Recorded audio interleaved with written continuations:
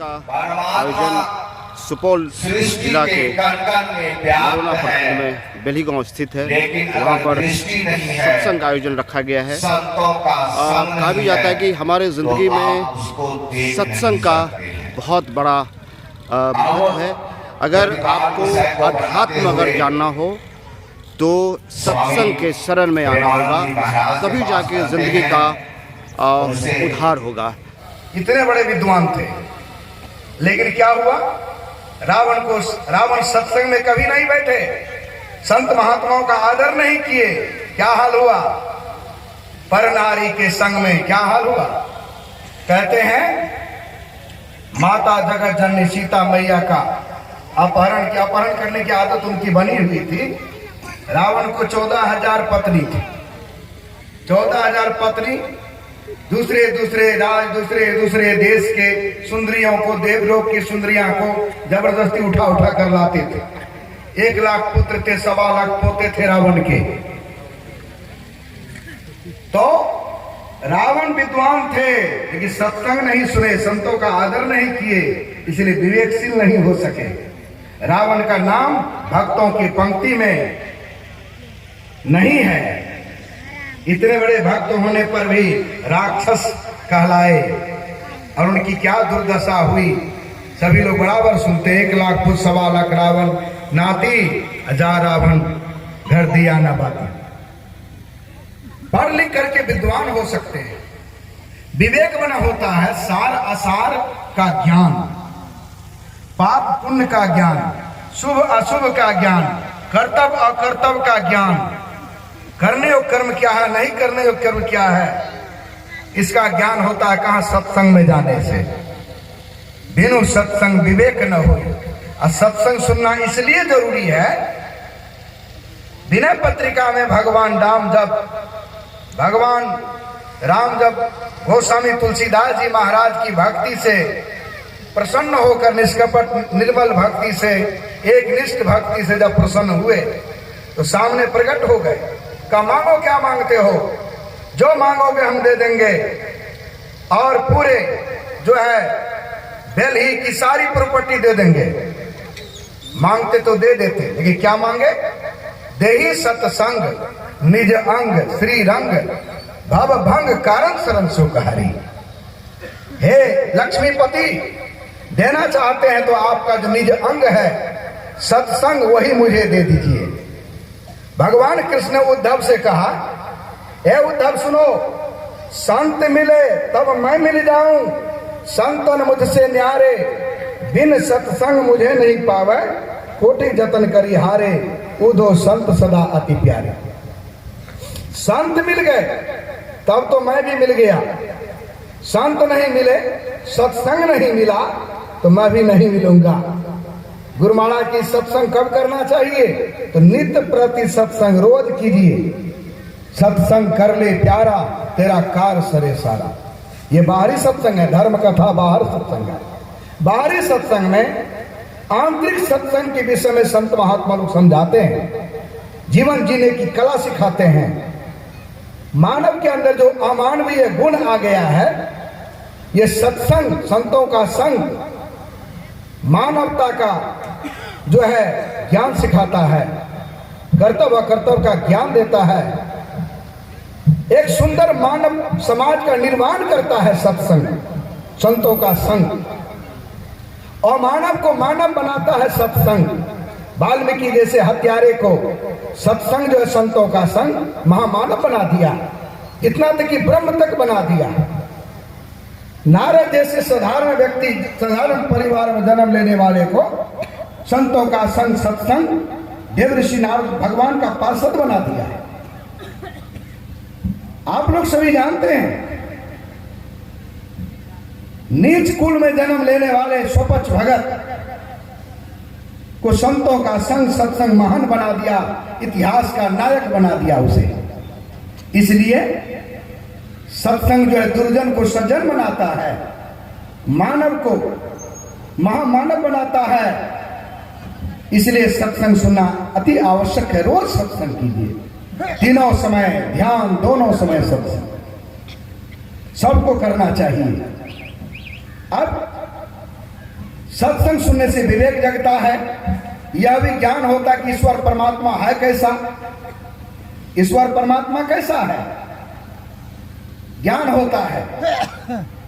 ईश्वर परमात्मा के विषय में कबीर साहब कहते हैं, संपुटी माही समाइया सो साहब नाही होई, सकल मांड में रमी रहा साहिब कहिए सोई, रहे निराला मांड तय सकल मांडता माही, कबीर सेवे ताश को दूजा कोई नहीं। संपुटी मतलब होता है गर्भ, जो माँ के गर्भ में आवे, कोई दिन रहे, जन्म ले, संसार में रहे और मर जाए, वो परमात्मा नहीं है। रहे निराला मांडते, जो सब जगह रहते हुए सबसे अलग है। बैठ जाइए माता जी,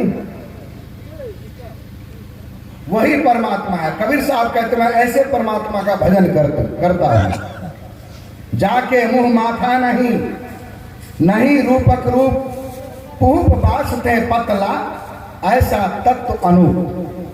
दूसरे जगह कबीर साहब कहते हैं, स्वरूप अखंडित, वह परमात्मा का खंड नहीं है, खंड नहीं होता है। चैतन्य स्वचैतन्य, जो चेतन को भी चेतनता प्रदान करे, जो ब्रह्मा विष्णु महेश को भी शक्ति प्रदान करे। अभी सुन रहे थे, जो मन के मनन में नहीं आवे, जिसके मनन में मने आ जाए, जिसके शक्ति से मन मनन करता है, वही परमात्मा है, वही परमात्मा है, जो चेतन को भी चेतनता प्रदान करे। चैतन्य सचैतन्य, आगे पीछे दाएं बाएं अनंत, बड़ाते बड़ा छोटते छोटा, नहीं ते सब लेखा, सबके मध्य निरंतर साईं, हर वक्त सबके बीचे रहते हैं, सबके मध्य निरंतर साईं, दृष्टि दृष्टि सो देखा। लेकिन देखेगा कौन है, तो सबके बीचे हरदम रहते हैं, हरदम प्रभु रहे संग। गुरु महाराज कहते हैं हरदम परमात्मा संगे में है, लेकिन हम देख नहीं पाते हैं। कारण क्या है? तो कबीर साहब कहते हैं परमात्मा को देखना चाहते हैं तो क्या करना पड़ेगा? दृष्टि दृष्टि सो देखा। यह दृष्टि, जिस दृष्टि के पावर से यह आंख देखती है, उसी आंख से आप देखेंगे। जिस दृष्टि दृष्टि सो देखा, यह दृष्टि, जिस दृष्टि के पावर से यह दृष्टि देखती है, उस दृष्टि से, वह दृष्टि कौन है? 5 तरह की दृष्टि होती है। जागृत की दृष्टि, स्वप्न की दृष्टि, मानस दृष्टि, तब है दिव्य दृष्टि, और 5वीं है आत्म दृष्टि। जब आप गुरुजनों से जुक्ति जानेंगे, जुक्ति जान करके जैसा गुरु बताते हैं उस तरह से एक नाम का जब एक रूप का ध्यान दृष्टियों की क्रिया करेंगे, मानस दृष्टि, मन की दृष्टि जब सिमटेगी गुरु इंगित स्थान पर, तब जाकर के दिव्य दृष्टि खुलेगी। और दिव्य दृष्टि खुलेगी और जब सभी आवरणों को पार कर जाएंगे, तब जाकर के वह आत्मदृष्टि खुलेगी। जैसे सूर्य के प्रकाश से सूर्य का ज्ञान होता है, चंद्रमा के प्रकाश से चंद्रमा का ज्ञान होता है, उसी तरह जो है आत्मा के प्रकाश से आत्मा का ज्ञान होता है। आत्मा के प्रकाश से आत्मा का ज्ञान होता है। एक शिष्य ने अपने गुरु से पूछा परमात्मा का कैसा है? बार बार पूछने पर गुरुदेव ने पकड़ा उसका गर्दन, एक मुक्का पीठ पर धर दिया। लगी चोट, दर्द होने लगा, कड़ाहने लगा। कहा क्या हुआ? कहा बहुत जोर का दर्द हो रहा है। कहा कि दर्द कैसा है बताओ? कहा बहुत जोर का दर्द है। नहीं बताओ दर्द का स्वरूप कैसा है? कहा कि तो नहीं बता सकेंगे, खाली दर्द हो रहा है। कोई बता सकेंगे दर्द कैसा होता है? उसी तरह परमात्मा के विषय में है, जैसा जस कथिए तस होत नहीं, जस है तैसा सोई, कहत सुनत सुख उपजे और परमारत होई। जैसे दीवार घड़ी है, टेबुल घड़ी है, हाथ की घड़ी है, जिस यंत्र से आप दीवार घड़ी के कलपुर्जे को खोल लेंगे, पकड़ लेंगे, जिस यंत्र से आप टेबुल घड़ी के कलपुर्जे को खोल लेंगे, पकड़ लेंगे, उस यंत्र से आप हाथ के घड़ी के कलपुर्जे को खोल सकेंगे, पकड़ सकेंगे? नहीं। क्यों? क्योंकि दीवार घड़ी का कलपुर्जा मोटा मोटा होता है, टेबल घड़ी का कलपुर्जा मोटा मोटा होता है, इसलिए मोटे मोटे यंत्र के चुट्टा प्लास के पकड़ में आ जाता है। लेकिन हाथ की घड़ी का कलपुर्जा बारीक होता है, इसलिए लोहार के सरसी के पकड़ में नहीं आएगा, मोटे मोटे चुट्टा प्लास के पकड़ में नहीं आएगा, इसके लिए बारीक यंत्र चाहिए। उसी तरह परमात्मा ने इंद्रियों को बहिर्मुखी बनाया है। मोटे मोटे इंद्रियों से मोटे मोटे जगत का ज्ञान होता है, परमात्मा का ज्ञान करने की शक्ति इन इंद्रियों को नहीं है। परमात्मा का ज्ञान करना चाहेंगे तो कहते हैं आत्मदृष्टि चाहिए, आत्मा की दृष्टि चाहिए। इसलिए गुरु महाराज ने भी कह दिया, मन बुद्धि इंद्रियन को गम नहीं, आत्मगम सो राम। परमात्मा जो है वह आत्मा का विषय है। बचपन में मैं राजा भर्तृहरि का ड्रामा देखने गया था। ड्रामा खेलने वाले को सभी लोग देखते थे, मैं भी देख रहा था, लेकिन खिलाने वाला पर्दा के उस पार था, डायरेक्टर, उसको कोई नहीं देख पा रहा, बाहर के लोग नहीं देख रहे थे। अगर खिलाने वाले को देखना चाहते कोई चाहेंगे तो क्या करना पड़ेगा? तो पर्दा के उस पार जाना पड़ेगा। वहां देखिए वो पर्दा लगा हुआ था, लेकिन हम लोगों के अंदर जो परमात्मा है उस पर 3 पर्दे लगे हैं, अंधकार का पर्दा, प्रकाश का पर्दा और शब्द का पर्दा है। गुरु महाराज कहते हैं वह परमात्मा का देश ऐसा है, अभी सुन रहे थे पाठक्रम में, सखिया वहाँ घर सबसे न्यारा जहाँ पूर्ण पुरुष हमारा। दूसरे जगह कबीर साहब कहते हैं, कहो उस देश की बतिया जहाँ नहीं होत दिन रतिया, नहीं रवि चंद्र ओ तारा, नहीं उजियार अंधियारा, नहीं तहाँ पवन ओ पानी, गए वही देश दिन जानी, नहीं तहाँ धरनी आकाशा, करे कोई संत तहाँ वासा, न जोगी जोग से ध्यावे, न तपसी देह जड़वावे, सहज में ध्यान से पावे, सुरत के खेल जही आवे। वह देश ऐसा है जहां गम काल की नहीं वहां धूप उछाई। गुरु गोरखनाथ जी महाराज कहते हैं, बस्ती न शून्यम, शून्यम न बस्ती, अगम अगोचरी ऐसा। वह परमात्मा जहां है वहां न बस्ती है न शून्य है, न शून्य है न बस्ती है। अगम, जहां जाने बाद कोई गम, कोई शोक व्याधि चिंता नहीं रह जाती है, सारे दुखों का अंत हो जाता है। गुरु महाराज की वाणी में सुने, सत्संग भाग 4 से, जीवो परम पिता निज चिन्हो। परम पिता, पाठ के क्रम में अभी स्तुति पाठ में क्या सुने? जो परम तत्व।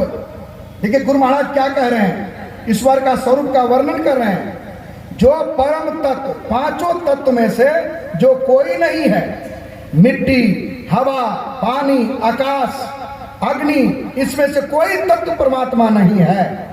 जो परम तत्व 5 तत्वों से पड़े, जो परम तत्व आदि अंत रहित, असीम, अजन्मा, अगोचर, सर्वव्यापक और सर्वव्यापकता के परे, ऐसे हैं परमात्मा जो सर्वव्यापक है और सर्वव्यापकता से परे भी है, जो सब के अंदर रहते हुए सबसे परे है। ऐसा हुआ परमात्मा है। ऐसे परमात्मा को जानना चाहते हैं तो गुरु महाराज की वाणी में सुने, जीवो परम पिता निज चिन्हो। जो आपका परम पिता परमात्मा है, जिस पिता को पाने के लिए ध्रुव की मां ध्रुव से कहती है, बेटा रो मत, सौतेली मां तुम्हें इस पिता के गोद से उतार कर नीचे पटक दी, चिंता मत करो, भजन करो, उस पिता के गोद में बैठो जिस पिता के गोद से कोई उतार नहीं सके, जिस पिता का गोद कभी समाप्त नहीं। यह पिता का गोद तो कुछ दिन के लिए है। इसलिए गुरु महाराज भी यही बात कहते हैं, जीवो परम परमात्मा को पहचाना चाहते हो, निज चिन्हो काते संतन हितकारी। हित की बात संत लोग कहते हैं। सभी लोग दुख में पड़े हैं, दुख से निकलना चाहते हैं, तो कहते परम पिता परमात्मा को पहचानो। द्वैत प्रपंच के सागर बूढ़ो सहो दुख भारी। तन मन इंद्रिय, बैठिए, बैठ जाइए आप, अभी बाबा ने आए, बैठिए। कहते हैं द्वैत प्रपंच के सागर बूढ़ो सहो दुख भारी। तन मन इंद्रिय संग अजाना होती खुआरी। तन मन इंद्रियों के संग में जब तक रहेंगे तो खुआरी माने फजीहत, आपकी दुर्दशा फजीहत होती रहेगी। इसलिए गुरु गम से सुषमन में बैठ कर अंतर पथधारी। ब्रह्म ज्योति ब्रह्मनाद धार धरी हो सबसे न्यारी। मैं ही सोपी तो चिन्ह में आवे दुख टड़े भारी।